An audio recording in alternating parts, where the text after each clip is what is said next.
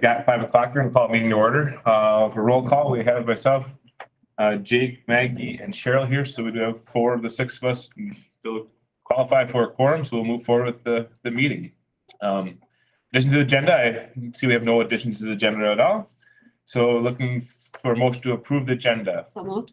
A motion from Cheryl, Second. second from Maggie. Any further discussion? Hearing none, all in favor, say aye. Aye. Opposed, say no. Carried. Public comment, I do have Dick Johnson here for public comment. Dick, you can come on up. Sit up here next to Janelle if you don't mind. I'll read off kind of the rules for our public comment section just for a quick minute if you give me. Remarks should be addressed to the board as a whole. Even when communicating difficult issues, it's important to remain respectful and dignified in our communication. A 5-minute time limit is established for each participant. In the event of multiple people wish to address the board on the same topic, the board will ask the group to identify one person that will speak on behalf of all participants. Maximum of 20 minutes will be available for public comment portion of the school board meeting. In general, the board will not respond to the information received during public comment. In order to communicate in an effective manner, please keep public communication to 2 or 3 main points and articulate those points as directly and clearly as possible. Lastly, the superintendent will follow up with you on the public comment. And so I see here you're here for vocational programming. And I'll let you take the floor. Okay, well, I'm not here to complain. Nope. Good. I like to read the rules of consistency. No, that's fine. Yeah, and I'll use the whole 20 minutes. Yep. But I think we have great offerings. And I'm proud of our school. I think we're head and shoulders above a lot of schools. But there's a but. There's a lot of people that don't know what we have to offer. And we discovered that last night calling voters. There was a fellow that didn't know that we had any welding program going on. And I think that's a shame. I mean, I think we're missing something. I think that we have to spread the word through, brochures, internet. Probably we need another open house. And you guys have to figure out how you do it. I just have a comment. But I think, we've got a great thing going. And I want to see this referendum pass. And we had good response last night. It's kind of fun to call people and have them say, yeah, I'm going to vote yes. And I had one that I text and hardly got done with the text. And I got a response. We're voting yes. I mean, that's cool. So there's positive people out there. What numbers we have, I don't know, but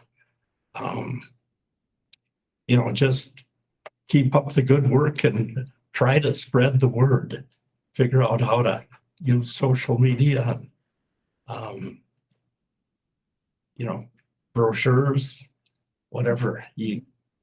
But I think we got to tell people what we have to offer. Because I know a couple people that had just moved from the metro out here and retired. They were kind of blown away with what we have. One who had a tour, I think, just a few days ago. Kids went to Wayzata, I believe. And he was there last night and he says, we didn't have any of the things that you have to offer here. He's just blown away. So we need to spread that word. So keep up the good work. Thank you. Thank you. Thank you. Now, back to my agenda here. Move on to the consent agenda. Janelle, let's start with you, Cheryl, with the bills. Go through that first. Yeah, everything was pretty much normal. The indoor air quality bills are still trickling in, so we're pretty much done with that. Just Just the final We're ones gonna are coming final in. trickle in, yeah. Other than that, everything was business as normal. Then we have both the last two set minutes from our last two meetings that we have attached here as well. No questions about that. We'll do Janelle for personnel. Yep, so our hire is a PAC supervisor or a PAC employee. And then our two resignations, I do want to pause for just a minute to acknowledge Lisa Mead, and her retirement and her resignation. She's been with us for over 15 years within the community ed program. And so that certainly is a loss for us, and we wish her congratulations, but her resignation is a retirement. And then Sue Teicher is resigning from the middle school play. So that's what those personnel items are. And then before I move on, I am going to click on the donations. I actually remembered it. Thank you. This is actually a really cool donation that we received. Let me try one more time. There we go. We in October received a $26,530 check from Buyer Built, which was donated to our Innovation Center, our CNC, to really make sure that we could have two CNC lathe machines.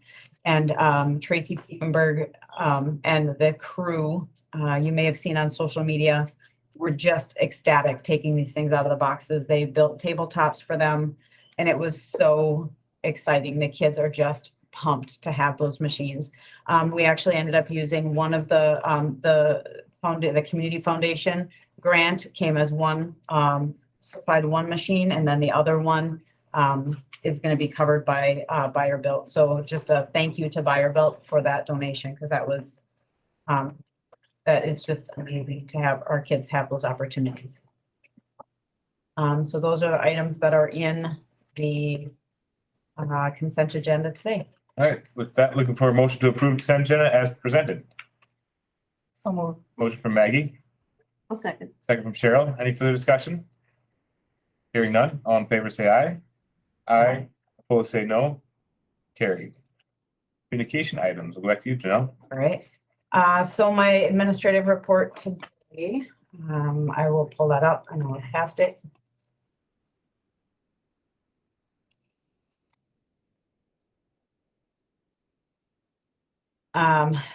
So last week was obviously a hard week for the Paynesville area schools. And so I just want to take a moment to say thank you to our students that are committed to the safety within our school. We absolutely value the communication from our students and our community to really make sure that our students and staff feel safe at Paynesville area schools. I want to thank our Paynesville area school staff who worked really hard to make sure that students felt comfortable, maybe when they were uneasy themselves. So I just want to say that does not go unnoticed, and I appreciate that support from our staff. And lastly, a thank you to our Paynesville Police Department and the Meeker County Sheriff for their prompt response and being responsive to the administration. I think that happens because we have a partnership and we have a collaboration between our law enforcement officials and the school district. And so I'm proud of the people that we have here. And I just wanted to take a minute to say thank you. A referendum summary, a thank you to the Sportsman's Den, Green Roof Area Center, the Tabernacle out at Lake Coronis Ministries, Queen Bees, Shady's, the Manor, Grace Methodist, Paynesville City Council, Coronis Place, Paynesville Lutheran, have all invited us in or welcomed me to present information and answer questions. I think that's important to make sure that we have a presence and just be able to provide information so that our voters have firsthand information and they can make an informed decision. So again, I want to thank those people for either inviting the school district or allowing us to be there, because I think that's important and that matters. I also am grateful to the Paynesville Press for allowing us to, or the press for giving us space to get information out and continuing to provide a column space. So a thank you for just kind of a summary to the people that have allowed us that space and that time. And then staffing, we are in desperate need of custodial support. And we also are in desperate need of paraprofessional support at the elementary. So shake the trees, talk to the people in the neighborhoods. And if you have anybody who is interested in any positions, please have them either reach out to the principals in the buildings or myself, and I'm happy to talk through any of those opportunities. The next sharing document that I have are our revenue and expenses. So I will pull up the revenue tab first.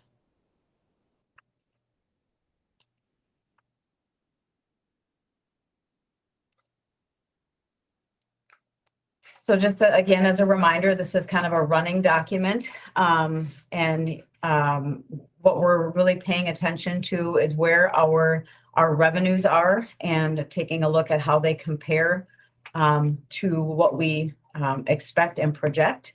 So again, our state revenue, state, federal property taxes, if you have questions about what is in each of those areas, if you click on the first tab, the July 31st tab, you'll see as you hover over, you'll see what is in each of those categories, okay? So just as a reminder, if you need further explanation or definition.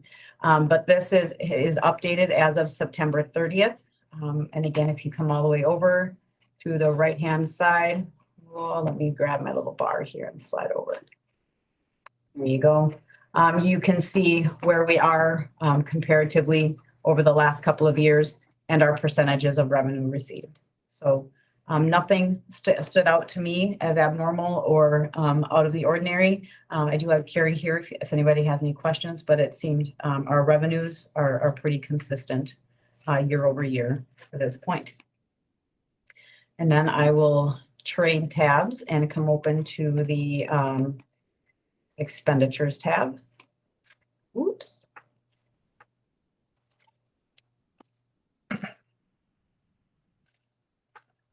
And again, the same concept on our expenditures. Taking a look, again, if you have a question about what is included in each of those areas, if you click on that July 31st tab, you'll see which items are inclusive into each of the categories. But we're going to just do a quick review of the September 30th. Again, taking a look at our percentages of where expenses are and if we are over or under. So again, there are some things that we're going to naturally see are under because we have understaffed and we are understaffed in some of our areas. So you will see some of those expenditures are less at this point in time. And then the next row has a different breakdown by program instead of by object series. Again, their definition is on the July 31st tab. And then the other fund, which is consistent with our revenues. Again, nothing stood out as out of the ordinary, but again, we are expecting some of these, especially in the personnel areas where we have had an understaffed complement, or we have not been able to fill positions. Those will have some cost savings or less expenditures year to date. Okay. Any questions on those? If not, Question for yeah. auditing. I know some school districts are going through their audit process right now, and as I understand, it's a lot stricter than what it used to be. Noticing different things. What has our audit taken place? So our audit is currently underway. So we will have, they're kind of wrapping it up. There's not been anything that has been an area of concern or the questions that have been out of the ordinary to either Carrie or I thus far. They will be at our December meeting to present our audit. But one of the things that is a little bit more tricky are some of the ESSER funds, and those are federal audits, they're federal funds. And so it does, those I think have been areas where our auditors have had to kind of step back, look at the processes differently. And we had questions, but we were able to provide all the documentation that was, at least to this point, we've not had any concerns. As I guess I just understand it with ESSER funds, it's a much more detailed look and examination than in the past, correct? I would assume. Yep. That's what I've heard. Yeah. Yep. Yeah. Superintendent, I noticed that they were there for a lot longer than they usually were. Yeah. And federal funding is oftentimes held to a higher level of accountability. And when you pass through a state with your federal funds, it does get more complex, and there is definitely more documentation that's required. Yeah. good questions. Otherwise, I will turn it over for committees and organizational reports. I don't know that we've We had had. the policy committee, Policy. but we're gonna talk about that. I didn't have any of my schedules, so. Yeah. That's been student representative. No, don't really have that much, but tonight's the football game and I'll be heading there after. And then NHS, we're doing concessions there again. We've been doing all the home games and we recently added just for specifically NHS hot chocolate we've been selling. We're gonna stay on top of the hot water. Last time we got a little behind on that, but we're gonna get it and then make sure it's And covered. popcorn. And popcorn. Oh, there you We're go. gonna be making a bunch before. A lot of people, they want something warm and then we just couldn't give them the warm. Yep. The hot chocolate, but we got it at the end. We did a bake sale for NHS a week or two ago and that went really good. We sold out the first day, everything. And then we're hoping that would last us till Thursday or Friday and then we just restocked. We told everyone, bring it all again. And then we sold out by the end of the week and it was really good. And so we've been doing pretty good, especially with all the concessions. And then for student council and SAB, we've just been planning stuff still. We're not really, but we're getting ready for everything else. Otherwise, everything's been good. Thank you. Thank you. Nothing for old business, move on to new business, assurance of compliance. Great. So I'll pull up the assurance of compliance document for everybody to take a quick peek at. This document is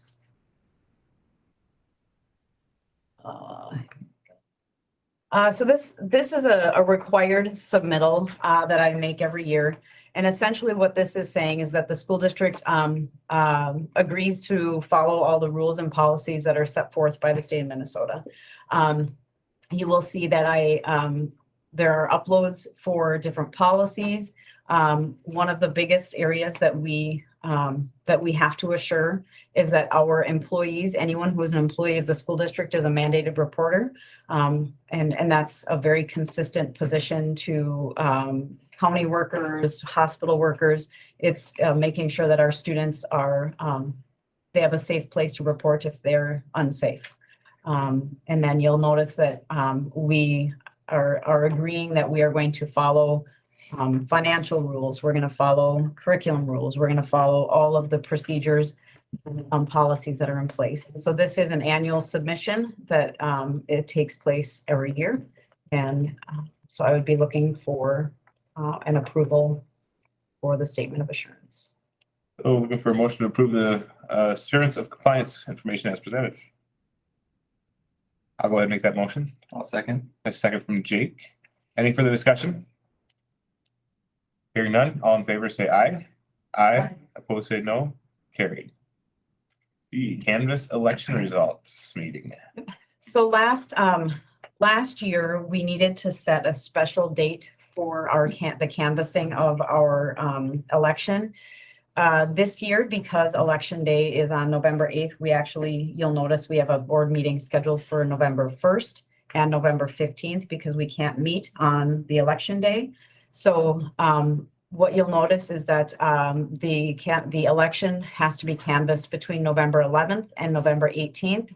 So my recommendation would be to canvass the results at our regular school board meeting that's scheduled for November 15th at 5 p.m. in the boardroom. So it would not need to be a special meeting because we have a board meeting scheduled. With that, looking for a motion to schedule the canvassing meeting on Tuesday, November 15th at 5 p.m. as part of our regular board meeting. I'll make that motion. Motion from Cheryl, I'll second. second from Maggie. Any further discussion? Hearing none, all in favor say aye. Aye. Aye. Opposed say no. Carried. Sturds County Family Services Collaborative Joint Powers Agreement. Okay. A lot of words. That's a lot of words, yeah. So this is an annual authorization. And this is funding that we receive through Stearns County, the collaborative, and it helps to offset the cost for our co-located mental health services for our students. And so this is the annual agreement. It is uploaded there for your review if you'd like to see it. There are not a lot of substantial changes, but it's part of Thomas, I think you sit on that collaborative board with me. But it's the annual agreement for those services and supports. All right, with that, looking for a motion to approve the Stearns County Family Services Joint Power Agreement as presented. I'll make that motion. Cheryl, I'll second. second from Maggie. Any further discussion? Hearing none, all in favor say aye. Aye. Opposed say no. Carried. Policy review, first reading. All right. So I am going to, policy committee, would you like me to walk through those? Yes, Okay. please. So I have this pulled up, and I'll share this out. I'm not going to click on every policy, because what I will do, again, this will be available for 20 days. The reason we don't do this second approval the reason we don't do a review at a work session and then have, the review and authorization at the business meeting is because we have to have at least 20 days for this to sit and be reviewed and if people would have question or comments. So I will walk through the items that were discussed. Policy 501. That's all fine. Policy 501, school weapons. The recommended changes were grammatical additions, definitions that were added, statutes that were edited, and legal references and cross-references were added. Those were all recommendations from the Minnesota School Boards Association. So the policy committee recommended to adopt the changes as presented. Policy 502 is there's no recommended changes. So as the policy committee reviewed it, they recommended maintaining the policy as it was presented. Policy 503, it is the recommendation of the policy committee to approve the revisions to 503 as presented. One of the things that is different is that policy 503 does have components that the Paynesville area schools has altered or customized for our school district from MSBA's policy. However, there were no changes to what was presented and approved the last time the policy was reviewed. So the changes that were in there were grammatical, but there were no substantive changes to the policy. And again, the areas that were highlighted, and we did that for ease of, I guess, perusing to see that those are the areas that were specific to Paynesville area schools. It's kind of flipped over my mind the first couple, but this one is the attendance policy This is the attendance for policy. people who are listening. Oh, I'm sorry. Yep, the attendance policy. Yep. Policy 506, student discipline policy. The recommended changes are statute verbiage. And again, you'll see the changes that are Paynesville area school specific. The policy committee did have conversation about section 8, letters C to I. In the past, my understanding is that the policy committee worked hard to remove items that were procedural, that may have a need for fluidity or to be a little bit more responsive instead of having procedure in policy. So what you'll notice is that the recommendation of the committee was to remove section 8, letters C through I, and those will be incorporated into the Paynesville area schools student and staff handbook. So as an aside, we have our admin meeting tomorrow. And so each of these items have been placed on that agenda to place in the appropriate handbooks, okay? And if you remember back to the staff handbook, that there is a section at the back of that where we'll be able to note any changes that need to take place. And then those can come back for review. So that is the recommendation of the policy committee to remove the procedural items to maintain a structure of policy. Policy 512, school-sponsored student publications and activities. It is the recommendation of the committee to maintain the policy as it was presented because there were no changes as it was reviewed by the Minnesota School Boards Association. Policy 514, which is the bullying prohibition policy. There are minor statutory grammatical changes, and there were missing legal references and cross-references, so those have been added to the policy. The committee recommended to approve the policy as they have been presented with the changes driven through MSBA. Okay. And then policy 722 is a new policy. This is really what this is walking through identifying public data and data subject request. So we've always, this is really bringing policy into place that outlines Minnesota law already. So it is the Minnesota Government Data Practices Act, and it's defining how people can request public data, but it also provides a form that really does delineate a process. And I think that that's something that is helpful to have, not only the policy, which brings some things that can be pretty complicated and through the Minnesota Government Data Practices Act into a policy, but then it also provides a form for people to use. So this was recommended by the Minnesota School Board Association to be a policy that is reviewed annually. And so we had not had this policy in the past.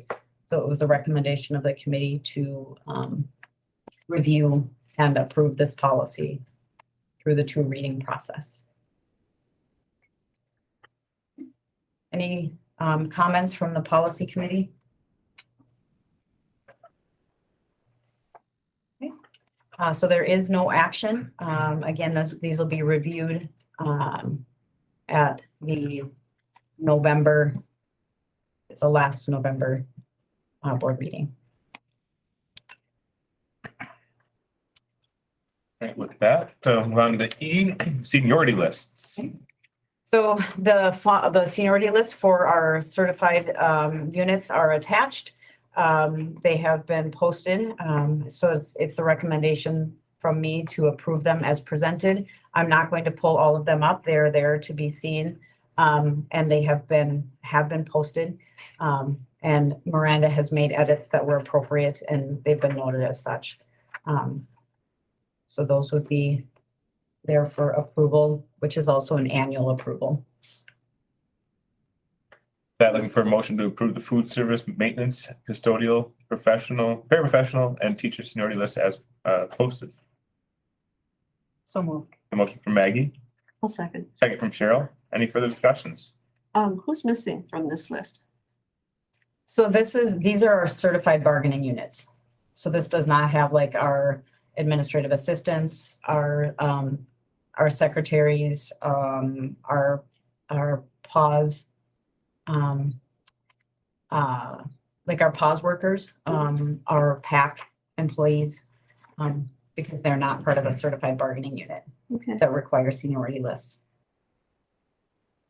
Could we, by chance, add those to these lists? I know they're not certified and this is, So the reason that these are here is because unrequested leave is dictated through through the bargaining units, and those positions don't have unrequested leave language that would be dictated by a seniority list. So it could be maintained, but it wouldn't be appropriate to have it as part of a bargained agreement. okay. Any other questions? Mhm. Hearing none, all in favor say aye. Aye. Aye. Opposed say no. Carried. Minnesota State High School League Form A grant application.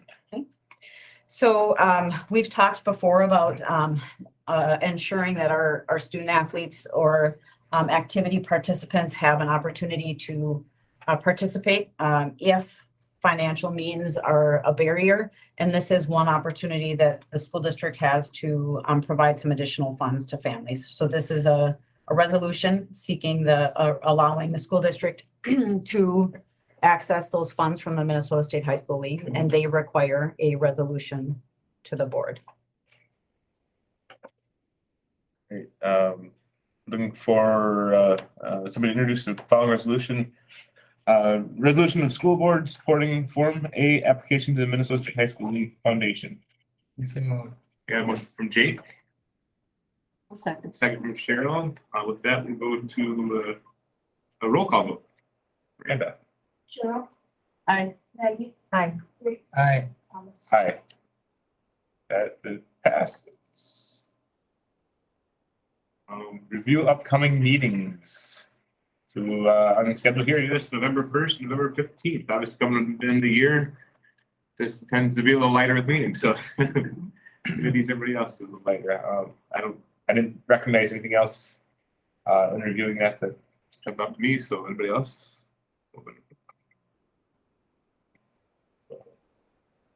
That looking for a motion to adjourn. I move the board to now adjourn. We have a motion from Jake, I'll second. second from Cheryl. Any further questions? Hearing none, all in favor say aye. Aye. Aye. Opposed say no. Carry.